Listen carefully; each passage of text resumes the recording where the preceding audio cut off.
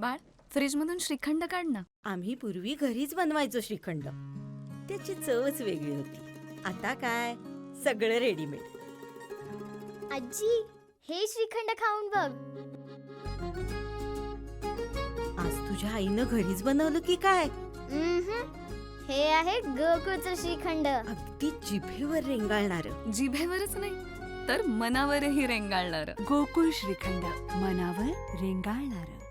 जिल्हा परिषद निवडणुकीमध्ये जे अपक्ष उमेदवार निवडून आले त्यांच्या पाठीमागे कोणती अदृश्य शक्ती होती हे पालकमंत्री नितेश राणेंनी जाहीर करावं. ठाकरे शिवसेना संपली नाही, जे संपले म्हणतात त्यांना सर्वसामान्य शिवसैनिकच उत्तर देतील, असं प्रत्युत्तर माजी आमदार परशुराम उपरकर यांनी म्हटलंय. नंतर पालकमंत्री आणि राणे कुटुंबीय अदृश्य शक्ती आमच्या विरोधात काम करते अशा प्रकारचं सांगतात. ती अदृश्य शक्ती कोण, त्याचं नाव काय, हे हिंमत असेल तर त्यांनी जाहीर करून दाखवावं.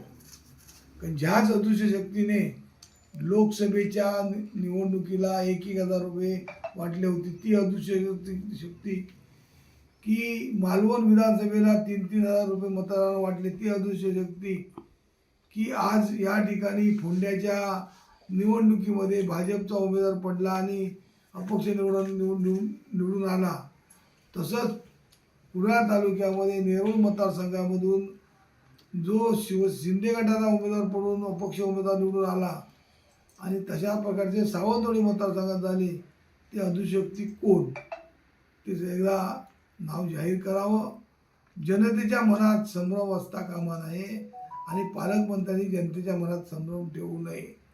कारण या ठिकाणी भारतीय जनता पक्षामध्ये राणे विरुद्ध चव्हाण हा वाद आता सर्वसामान्य जनतेला कळू लागलेला आहे. कारण चव्हाणाने अनेक वेळा राणेंना जे काय टोकायचे ते नावानिशी टोकून बोललेले आहेत. मग राणे चव्हाणांचं नाव घ्यायला घाबरतात का, की चव्हाणांना का घाबरतात? कारण बोलायचं असतं चव्हाणाला, पण ते कोणाच्या नावावर खपवून घ्यायचं हे चुकीचं आहे. कारण चव्हाणांना तुम्ही जे बोलताय ते जनतेला कळतं आहे, कार्यकर्त्याला कळतं आहे. इथे जर तुम्हाला राणे करायचं असेल तर ते राणे होणार नाही आहेत.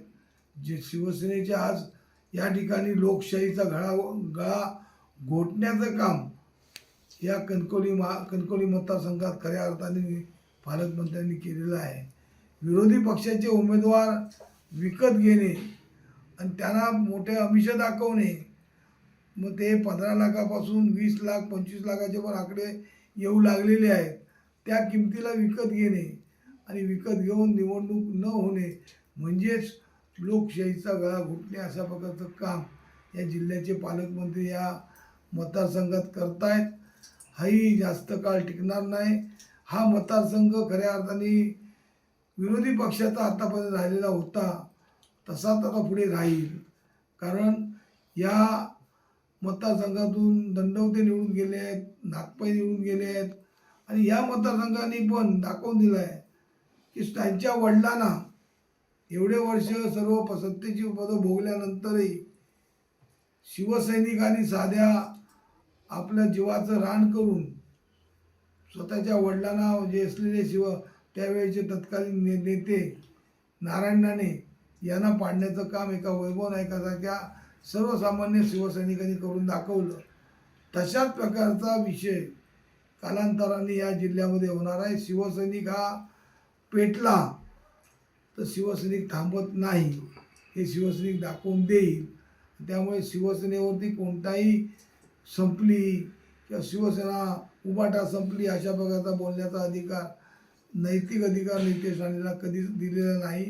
शिवसेना ही वाढत राहणार आणि शिवसेना ही विचार आहे. हा विचार लोकांपर्यंत जाऊन लोकांपर्यंत पोचून लोकच आता हा विचार करतायत की अशा प्रकारची निवडणुकीबाबत जनतेवरती जो परिणाम झालेला आहे तो जनता यावेळी पुढच्या निवडणुकीत आपला वचपा काढून दाखवेल. त्यामुळे शिवसैनिक घट्ट आणि शिवसेनेची मतं आहे तिथे राहिलेली आहे. त्यामुळे शिवसेनेची मतं पडून आपली मतं कमी होईल म्हणून विकत घेण्याचा प्रयत्न केला असला तरी तो कठीण होणार नाही. भविष्यात कणकवली पॅटर्न सगळीकडे चालेल. सत्ताधारी पक्ष सोडून